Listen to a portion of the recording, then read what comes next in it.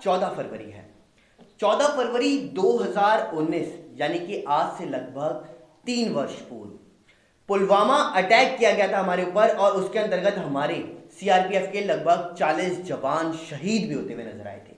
और सबसे पहले तो मैं उन सभी जवानों को श्रद्धांजलि देना चाहूंगा कि उन्होंने देश के लिए बलिदान दिया और उनका बलिदान बेकार साबित होता हुआ नहीं आया था। वहीं इसी पर ज्यादा जानकारी के लिए पुलवामा हमले में और क्या कुछ पाकिस्तान से संबंधित जो है हमले हुए हैं हमारे ऊपर, और पुलवामा में किस प्रकार से अटैक किया गया था, उसका बदला किस प्रकार से भारत ने लिया है चंद ही 12 दिनों के अंतर्गत, इस पर ज्यादा जानकारी के लिए हमारे साथ में आज स्टूडियो के अंदर कर्नल देवानंद गुर्जर, जो राष्ट्रीय अध्यक्ष भूतपूर्व सैनिक समिति से हैं, वह मौजूद हैं। तो कर्नल साहब, सबसे पहले तो आपका स्वागत है। बहुत बहुत धन्यवाद। कर्नल साहब, आज 3 वर्ष पूरे हो चुके हैं। 14 फरवरी 2019 को एक अटैक किया गया था जो पुलवामा अटैक था, जिसमें हमारे 40 जवान शहीद हुए थे। तो इस पर सबसे पहले तो क्या कहना है आपका, ये बताइए। जी, सबसे पहले आपके चैनल का धन्यवाद और अभिनंदन कि आपने इस मुद्दे को लिया और देश और हमारे सैनिकों के सम्मान में इस बात को सब तक पहुंचा रहे हैं। बिल्कुल। और उसके बाद सबसे पहले मैं अपनी श्रद्धांजलि देना चाहूँगा उन वीर सैनिकों को, उन वीर पुलवामा वीरों को जिन्होंने अपने जीवन का बलिदान दे करके माँ भारती के इज्जत में कमी नहीं होने दी। तो मेरा उनको नमन। उसके साथ साथ उनके परिवार वालों को, सबको मैं ये विश्वास दिलाना चाहूँगा कि देश किसी भी परिस्थिति से गुजरे, पर मैं एक सैनिक होने के नाते ये मानता हूँ कि देश सैनिक और सैनिक के परिवारों की जितना हो सकता है देखभाल कर रहा है और पूरा देश आपके साथ है। आपने सवाल पूछा कि पुलवामा हमला क्या था, कैसे था, इसकी चर्चा भी हुई, पर सबसे पहले मैं बता दूं कि आज इस 30वीं वर्षगांठ के ऊपर जब ये हादसा होता है तो मैं देशवासियों को बता दूं कि ये एक ऐसा हादसा था जिस हादसे ने पूरे देश को हिला के रख दिया था, हमारी भावनाओं को हिला के रख दिया था। और अगर 2019 का आपको समय याद हो तो उस समय पॉलिटिकल चुनाव का दौर था, तो किस प्रकार से तुच्छ राजनीति करते हुए कुछ लोगों ने सैनिकों का बीच में राजनीति करने का प्रयास किया। और पर देखिए, हमारे देश के नागरिकों को, आप सबको बहुत बहुत धन्यवाद, अभिनंदन कि आपने दूध का दूध और पानी का पानी कर दिया, और सैनिकों ने जो बलिदान दिया उसका आपने सही स्थान दिया, मैं ऐसा मानता हूँ। बिल्कुल आप मानते हैं कर्नल साहब। मेरा इसमें सवाल ये भी है कि इसका बदला भी भारत ने लिया था और चंद ही 12 दिनों के अंदर लिया था, तो इस पर आपका क्या जवाब है? देखिए, मैं सबसे पहले बताना चाहूँगा कि जो ये पुलवामा का हादसा था, ये हमारे सैनिकों का मूवमेंट होता है, और ये सीआरपीएफ के हमारे 43 जवान उस बस में थे, और जिसमें जैसे आपने बताया 40 शहीद हो गए, वो उन्होंने जीवन का बलिदान दिया। और क्योंकि जम्मू से लेके श्रीनगर तक और श्रीनगर से जम्मू के बीच में मैं उस इलाके में इसी गतिविधि का मैंने करीब 4 साल संचालन किया, इसलिए मैं बता सकता हूँ। मैं रामबन में था और इन्हीं कॉन्वॉय मूवमेंट्स और सिक्योरिटी से जुड़ा हुआ था। तो जब ये मूवमेंट होता है तो कई गाड़ियाँ चलती हैं, हमारी सेना की एक ड्रिल होती है, रास्ते को सिक्योर किया जाता है, उसमें पुलिस और नागरिकों का सबका सहयोग रहता है। बिल्कुल। पर उस दिन उस गाड़ी के अंदर एक पाकिस्तान संचालित लश्कर तोयबा के कुछ लोगों ने एक गाड़ी से उसमें भिड़ाया और उनको एक्सप्लोड करके ये हादसा हुआ। बड़ा दुखद था, पर आपने कहा कि भारत ने उसका बदला सही लिया। देखिए, देशवासियों में आपको बधाई देना चाहूँगा। लोग तो कभी किसी मोदी जी को बधाई देते हैं, किसी सैनिक को बधाई देते हैं, नाम को देते हैं, पर मैं भारत के नागरिकों को बधाई देना चाहूँगा कि आपकी सोच और आपके प्रेम के कारण भारत सरकार को, और आपने जो व्यक्ति नेतृत्व चुन के भेजा, उसको मजबूर होना पड़ा था कि मात्र 12वें दिन पहली बार उस तरफ हमने पाकिस्तान के अंदर घुस करके बालाकोट के अंदर जिन उग्रवादी ठिकानों से ये संचालित हुआ था, उसके अंदर घुस करके हमारी भारतीय वायुसेना और भारतीय सेना ने जो पूरा एक जॉइंट ऑपरेशन करते हुए वहां पर कार्रवाई की, वो बहुत वीरता और बधाई के पात्र थे। इसमें बधाई सैनिकों की तो है ही है, नागरिकों की बधाई मैं ज्यादा देखता हूं, क्योंकि आपको बधाई देना इसलिए जरूरी है कि ऐसी स्थिति में आपने एक ऐसा नेतृत्व तैयार किया जो पिछले 70 सालों से डरता था दुश्मन के खिलाफ कार्रवाई करने से या इंटरनेशनल प्रेशर से। पहली बार आपकी एक सरकार ऐसी देखी गई जिसने खुल करके राष्ट्र हित में, देश हित में, सैनिकों के सम्मान के लिए इजाजत दी, क्योंकि सैनिक तो पुलकित जी सदैव तैयार रहता है, बिल्कुल। आदेश आदेश आपके आदेश का इंतजार करता है, नागरिकों का, देश का, नेतृत्व का। और उसका जो बालाकोट में हमने करके दिखाया, मैं मानता हूं वो एक बदले हुए भारत की बदली हुई छवि का नतीजा था, जो आज तीसरी बरसी के ऊपर आप देख सकते हैं किस तरह भारत का परचम लहरा रहा है दुनिया में। बिल्कुल कर्नल साहब, आप बता रहे हैं कि बदलता हुआ भारत, तो ये बदलता हुआ भारत तो है ही, और इसमें कहीं ना कहीं आपने भी सरकार का भी नाम लिया। तो मेरा आपसे सवाल इसमें ये है, क्या इसका श्रेय सरकार को देना चाहिए या सैनिकों को देना चाहिए? क्योंकि सैनिक तो हमारे शहीद हो गए थे, और वहीं दूसरे 12 दिनों के अंदर ही दोबारा से सैनिकों की टुकड़ी को भेजा गया पाकिस्तान के अंदर, और अंदर घुस करके इस स्ट्राइक को अंजाम दिया गया है। तो इसमें क्या सरकार ने ज्यादा कदम दी है या फिर सैनिकों की इसमें ज्यादा महत्वपूर्ण भूमिका रही है? तो आपका इसमें क्या मानना है? जी, आपका सवाल बड़ा मैं उचित मानता हूं ऐसे परिप्रेक्ष्य और ऐसे समय के दौर में, जब पूरे लोग आपका चैनल को देखते हैं बहुत बड़ी संख्या में। तो मैं ये बताना चाहूँगा कि श्रेय देना चाहिए भारत के नागरिकों को, क्योंकि हम सैनिक हैं, हम भारत के नागरिकों की जनप्रति उन्हीं में से आते हैं। और जहाँ तक बात रही, क्योंकि देश में जो बदलती हुई मानसिकता है, भारत के नागरिकों ने डिसाइड किया कि अब देश ऐसे चलेगा, तो उन्होंने एक अपनी सरकार चुनी। और सैनिक, जैसे मैंने बताया, सैनिक तो सदैव तैयार है, आपने आदेश देना है। सन 47 में भारतीय वायुसेना को अगर इजाजत दे देती उस समय की सरकार, तो पीओके की समस्या ही नहीं रहती। 1962 के अंदर अगर उस समय की सरकार इजाजत देती इंडियन एयरफोर्स, जो भारतीय वायुसेना को चीन के खिलाफ जो तिब्बत में आ गया था, तो मैं मानता हूं आज जो चीन जिस प्रकार से हमारा एक्साई चिन्ह लेके बैठा, कभी हो ही नहीं सकता था। और जिस प्रकार से देखिए, ये 1971 में हमारे भारत के सरकारों ने इजाजत दी, तो मैं ये मानता हूं कि देखिए सरकार की अहम भूमिका होती है जो नागरिकों से आती है। सरकार पॉलिसी तय करती है, और जो भी हुआ मैं उस पर इतिहास में नहीं जाना चाहूँगा, पर इतना बताना चाहूँगा कि पुलवामा के हमले के बाद जो बालाकोट स्ट्राइक की गई, देशवासियों को मैं एक सैनिक होने के नाते बताना चाहता हूँ कि सैनिक सदैव तैयार रहता है, पर देश के इंटरनेशनल बॉर्डर को क्रॉस कर करके बालाकोट दूसरी तरफ, जो दूसरे सेना जिसको हम देश कहते हैं, वहाँ स्ट्राइक करने का फैसला सिर्फ सरकार ने दिया है। बिल्कुल। और सैनिक तो तैयार थे।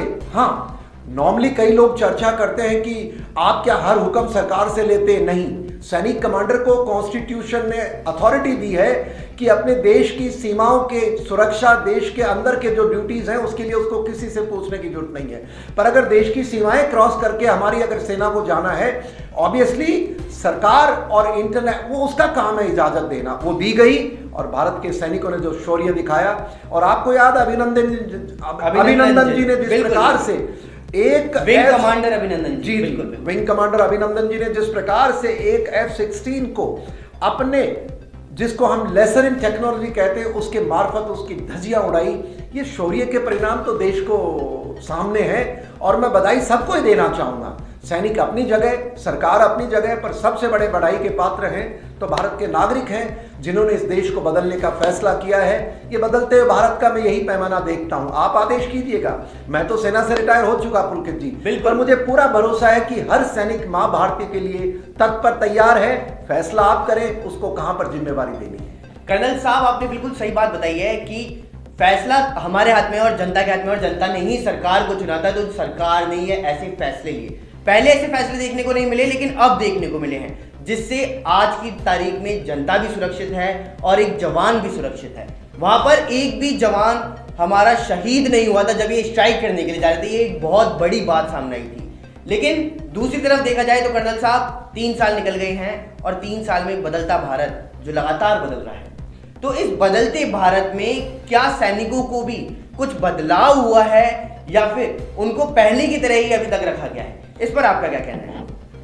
देखिए, आपका जो सवाल अगेन बहुत एक अहम सवाल है। बिल्कुल। मैं बालाकोट एयर स्ट्राइक के बाद अगर आप देखते हैं तो एक गलवान का किस्सा होता है। हाँ, देखिए, सामरिक दृष्टि से देश के चारों तरफ जो देश रहते हैं, सब अपने अपने लाभ के लिए काम करते हैं। चीन अपना कर रहा था, हम अपना कर रहे थे, पर जिस प्रकार आपने सवाल पूछा क्या बदला है, देखिए बदलता हुआ भारत यही तो है। पहली बदलता हुआ भारत ये है कि भारत के नागरिकों ने और सरकारों ने एक फैसले कर लिए कि अब देश के अंदर कोई भी हमारे नागरिक को नुकसान पहुंचाएगा, चाहिए दुनिया के किसी कोने में, उसको हम ढूंढ के खत्म करेंगे।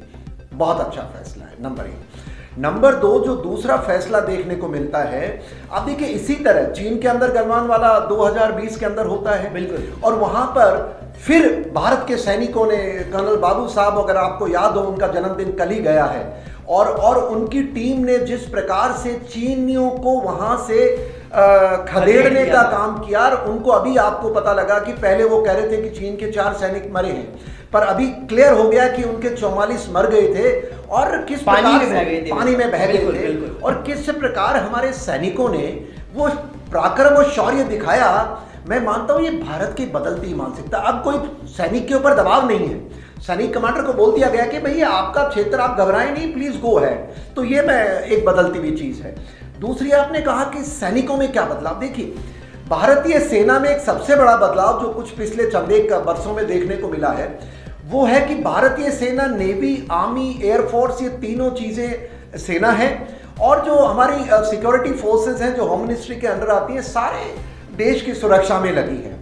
पर बाह्य सुरक्षा के लिए जो तीनों सेना का जो सीडीएस का सरकार ने नियुक्त करने का जो फैसला किया था, वो एक दूरगामी फैसला हुआ। बिपिन रावत साहब जो अब नहीं रहे, जो हमारे पहले, पर उससे क्या हुआ, उससे देखिए फर्क ये पड़ा कि जब गलवान का जब हादसा होता है, तो विद इन 5 से 6 घंटे के अंदर हमारे अंडमान निकोबार में जो हमारे हवाई जहाज डिप्लॉयड थे, जो हमारे साउथ इंडिया के अंदर जो शिप्स अलग अलग डिप्लॉयड थे, वो चीन के खिलाफ हमने एक तरह डिप्लॉय कर दिया, और चीन की हिम्मत नहीं हुई, उसको वहां से खाली करके जाना पड़ा। बिल्कुल। अब तो ये जो एक बदलाव सीडीएस है, एक ऑल 3 सर्विसेज का एक तरह एकीकरण कर दिया गया, और एक कमांडर के अंदर अब ये रिसोर्सेज को डाला है, ये बहुत बड़ा दूरगामी फैसला है। इसके साथ साथ आपने एक बात कही कि सैनिकों के लिए क्या बदलाव। बिल्कुल। देखिए साहब, सैनिक का देश के प्रेम का भूखा है, मैं ऐसा मानता हूं, और जिस प्रेम में हमारे लिए कोई कमी नहीं है, पर हमारी एक छोटी सी कमी थी। वो कमी थी, अगर आपको याद हो, हमारी कई 1960 से एक मांग चल रही थी कि हमारा एक नेशनल शहीद स्मारक होना चाहिए, नेशनल वॉर मेमोरियल होना चाहिए। और मैं बधाई देना चाहूंगा देश के नागरिकों को, मोदी जी आपको, सरकारों को। आज मोदी जी, कल कोई और आएगा, पर जिन्होंने भी ये हमारे को दिया है, ये एक सैनिक के सम्मान का मामला है साहब। इस पर भी हमने बातचीत करी थी पहले। की थी, बिल्कुल। और जो सबसे बड़ी बात, 47 के बाद जो वीर थे, उनके नाम कहीं अंकित, अब सम्मान के साथ वो एक बदलाव आया है। तीसरी बात मैं आपको बताना चाहूंगा, जो सबसे बड़ी बदलाव आया कि जो हमारे जो सामान हम लेते थे, प्रोक्योरमेंट लेते थे, दुनिया के दूसरे देशों पे डिपेंड होते थे, तो भारत के वैज्ञानिकों को, भारत के जो बिजनेसमैन हैं, जो हमारा कंट्री के अंदर जब हम जो प्रोडक्शन कर रहे हैं, जो एक बदलाव देखने को मिला है, वो भी एक बहुत बड़ा बदलाव है। अब हम दूसरे पे डिपेंडेंट कम हैं, अपने देश में हमारी चीज़ें बन रही हैं, ये भी एक बहुत नया बदलाव देखने को मिला है। और सेना के पास साजो सामान की आज के दिन मैं मानता हूँ किसी प्रकार की कमी नहीं है। वैसे कमी तो जैसे जैसे टेक्नोलॉजी बढ़ेगी, हर हम सबसे बेहतरीन होना चाहेंगे, पर मोटे तौर पे कह सकता हूँ कि सन 62 वाली स्थिति आज नहीं है, 99 वाली भी स्थिति नहीं है। जब कारगिल युद्ध होता है, हमारे पास सैटेलाइट नहीं थे, हमारे सैटेलाइट कवर देने के लिए, इंटेलिजेंस देने के लिए हमारे पास प्रिसीजन गाइडेड बॉम्ब नहीं थे उस समय, कि जब पहाड़ियों में दुश्मन को खत्म करने के लिए हमें इजराइल से उसमें मांगना पड़ता है, इजराइल हमारी मदद करता है। पर आज कोई भी परिस्थिति मैं मानता हूं, साजो सामान है, मानसिकता है, ट्रेनिंग है, और भारतीय सेना और हमारे सैनिकों के लिए तो मैं सैल्यूट करना चाहूँगा ऐसे दिन पे कि वो दिन रात अपने अपने कार्य में पूरी तैयारी से लगे हैं, और हमें फक्र है कि मैं एक सैनिक रहा हूँ। कर्नल साहब, ये तो था आपने जो बताया कि किस प्रकार से इस हमले के अंदर हुआ, कौन कौन सी मांगे थी और क्या बदलाव इसमें देखने को मिले हैं। लेकिन सैनिकों की आखिरकार जो मांगे रखी जाती हैं सरकार के पास में, क्या उन मांगों को पूरा किया जा रहा है? सबसे बड़ा सवाल तो इसमें यही खड़ा हो रहा है, क्योंकि एक सैनिक की जो मांग होगी वो देश हित में होगी, और देश हित के लिए जो मांग होगी वो आम जनता के लिए भी मांग होगी। तो इस पर आपका क्या कहना है? जी, सबसे पहले तो मैं ये बताना चाहूँगा कि देखिए, सैनिकों के जो जुड़ी हुई समस्याएं हैं, उनका सरकार समय समय पर निवारण करती रहती है, पर कुछ चंद एक ऐसी समस्याएं हैं जिसका मैं मानता हूँ, क्या पता है राजनीतिक कारण है या कि देश के नागरिकों को पता नहीं कि हमारी समस्याएं क्या हैं। मैं देश के सामने 2-3 सैनिकों से जुड़ी हुई समस्या रखनी चाहूँगा। देखिए, पूरा देश जानता है कि कोई भी सरकारी कर्मचारी होता है, अगर उसकी कोई भी कारण बिना लड़ाई, बाहर तो कौन सी लड़ाई है, मौत हो जाती है तो उसमें अनुकंपा नौकरी का प्रावधान है उसके डिपेंडेंट को, बिल्कुल, चाहे उसका बच्चा हो, उसकी बेटी हो, चाहे उसकी बीवी हो, किसी को, जिससे कि उसके परिवार की जीवन ही चल सके। मैं देशवासियों को बताना चाहूंगा, एक सैनिक होने के नाते आपको जान करके अचंभा होगा कि भारतीय सेना में ऐसा कोई कानून नहीं, अगर सैनिक वीर गति को प्राप्त होता है, कोई कानून नहीं है, मैं कानून की बात कह रहा हूं, प्लीज सुनिएगा। ये आप हमें सम्मान देते हैं, हमें तिरंगे के अंदर लिपट के जब आता है तो आप देश हमारे, पर ये तो एक भावनात्मक मामला है ना, पर उसकी रोजी रोटी से जुड़ा हुआ तो ऐसा है कि कोई भी प्रावधान नहीं है नौकरी देने का, न केंद्रीय सरकार के पास कोई लीगल है जहां मैं अगर किसी जवान के परिवार अगर बाद में कहे साहब नौकरी नहीं मिली, मेरा काम है सरकार के पास, तो सरकार कहती है हमारे पास कोई कानून नहीं है जिसके तहत उसको अनुकंपा नौकरी, एक सैनिक की जिसकी मौत हो जाती है सेना में नौकरी करने के दौरान, उनको नौकरी का प्रावधान नहीं है। एहसान करने की बहुत बड़ी बातें हैं, दिल्ली सरकार कहती है मैं 1 करोड़ दूंगा, ये सब राजनीतिकरण करते हैं हमारा। तो ये मैं देश से गुजारिश है कि जो अनुकंपा नौकरी जो उसके बच्चे को, उसके परिवार को मिलनी चाहिए, वो चाहे किसी भी परिस्थिति में उसकी मौत हो तो वो मिलने की एक बहुत बड़ी कमी है। देश से गुजारिश है कि आप इस पे अपने राजनीतिक लोगों को, और राजनेता जो मेरी बात सुन रहे हैं, कृपया करके आप इस पे मंथन करें। हमारे नाम से राजनीति तो बड़ी करते हैं, हर 15 अगस्त 16 जनवरी सैनिकों के लिए सल्यूट, सब ठीक है, पर ये समस्या पे ध्यान दें, नंबर 1। दूसरी बात मेरी है कि सैनिकों के सम्मान के अंदर जिन्होंने वीर गति को प्राप्त हो, जो वीरता के शौर्य के काम किए हैं, जैसे मैं राजस्थान का हर मंच से मुद्दा उठाता हूं कि एक राजस्थान के अंदर विक्टोरिया क्रॉस कमल राम जी हैं जो सेकेंड वर्ल्ड वॉर के अंदर सबसे युवा व्यक्ति थे और वो राजस्थान की भूमि के थे। उनके नाम से आज तक राजस्थान सरकार एक सड़क नामांकन नहीं कर पाई, उनके नाम की मूर्ति नहीं लगा पाई, जिससे कि युवा उनको देख के अपने प्रेरणा लेती रहे। करौली के रहने वाले थे, करौली कॉलेज के नाम के लिए हमने चिट्ठियां लिख रखी हैं। अब राजनीतिक कारण मैं नहीं समझता हूं पुलकित जी क्या है, पर गहलोत साहब मैं ये मानता हूं कि आप भी हजारों सैकड़ों साल यहाँ पावर में नहीं रहने वाले हैं, और आप जब सैनिकों से इतना प्रेम करते हैं तो कृपया करके इस तरह के सैनिकों के किस्सों को ब्यूरोक्रेसी में ना डालें, कानून के अड़चने ना पैदा करें। आप बोलिए, मेरे को बुलाइए, मैं आपको बताता हूं कौन कौन ऐसे वीर सैनिक हैं। एक हमारे धाबाई जी हैं झुंझुनू के, उनके नाम से पहले वीर चक्र, पहले 7 वीर चक्र हुए थे 47 के बाद जब वीर चक्र हमने शुरू किया था देश ने। उनका गांव बगेरा है झुंझुनू के अंदर। मैं लेटर दे चुका हूं, गुजारिश कर चुका हूं कि उनकी झुंझुनू में उनके एक सड़क का नामांकन होना चाहिए जो हर सैनिक को। तो सैनिक के सम्मान के ऊपर जो राजस्थान सरकार के अंदर अनदेखी हो रही है, मैं नेतृत्व को दोष नहीं दे रहा हूं, मैं दे रहा हूं सिस्टम को, ये सुधार होना चाहिए। तीसरा, राजस्थान में मैंने देखा, क्योंकि मैं प्रदेश में बैठा हूं, भूतपूर्व सैनिक सेवा समिति के मार्फत सेवाएं देता हूं, तो मैंने एक तीसरा मुद्दा देखा कि जब सैनिक रिटायर हो गया है, या तो प्रदेश सरकारें या सेंट्रल सरकारें ढिंढोरा ना पीटे कि हम सैनिकों के बड़े काम करते हैं। कोई जरूरी नहीं है आप हर हमारे को दे, हमारी पेंशन मिल रही है, हम गुजारा कर लेंगे, पर अगर आप ये ढिंढोरा पीटते हैं, राजनीतिक लाभ लेते हैं, तो अगर आप वापस नौकरी देते हैं, रेक्सो एक डिपार्टमेंट है जिसके मार्फत मात्र 11,000 में उनका ये सरकारी ऑर्गेनाइजेशन, अरे साहब कोई प्राइवेट पैसा कम दे, मेरी मजबूरी है तो मुझे काम करना पड़ेगा, मेरी पेंशन में काम नहीं चलता है, पर सरकार नौकरी देती है और वो शोषण करती है। पुलकित जी 11,000 मात्र, ये तो मिनिमम वेजेस का भी मैं मानता हूं बहुत बहुत बुरी हाल है। और लास्टली मेरी एक सारे तंत्रों से सैनिकों की, जब सैनिकों की कोई समस्या है, अगर सीएम साहब हैं या गवर्नर महोदय हैं या प्रधानमंत्री महोदय हैं, जब हम हमारी समस्याएं लेकर के उनके ऑफिस में या तो कोई चिट्ठी लिखते हैं या जाकर के उनके हाथ जोड़ के गेट के बाहर खड़े होते हैं, तो जो व्यवहार है आपके जो गेट के आसपास या जो आपके अधिकारी हैं, वो ये सोचते हैं सैनिक हमारे पास आ क्यों रहा है, पर वही राजनेता और वही अधिकारी जब वहां अमर जवान ज्योति पे जाकर के सैनिक को याद करना होता, तो हमारे में से 1-2 को आप ले जाकर के हमारे साथ राजनीति करते हैं, वो नहीं होनी चाहिए। बिल्कुल। तो मेरा मानना है कि जो भूतपूर्व सैनिक जो सामाजिक जीवन से जुड़े हैं, उनको मिलने का, उनके साथ मंथन करने का मौका मिलना चाहिए, जिससे हम आपके पास समस्याएं ला सकें, ऐसा मेरा मानना। और देश का तो बहुत बहुत अभिनंदन, आप हमसे प्रेम करते हैं, मैं बहुत आभारी हूँ आप सबका। बिल्कुल कर्नल साहब, आपने उनकी समस्याओं के बारे में बताया कि किस प्रकार से उनकी समस्याएं हैं, क्या कुछ उनकी मांगे हैं जो पूरी भी होनी चाहिए, और हमारा ऐसा ही आश्वासन है आपको कि हम जल्द से जल्द इन मांगों को सरकार के समक्ष भी रखेंगे, और समक्ष रखने के बाद में इस पर क्या कुछ कार्रवाई होगी उससे जनता को भी रूबरू करवाएंगे। तो फिलहाल इस पुलवामा रिपोर्ट के अंदर तो इतना ही। बने रहिए न्यूज़ 19 के साथ। नमस्कार। थैंक यू, जय हिंद।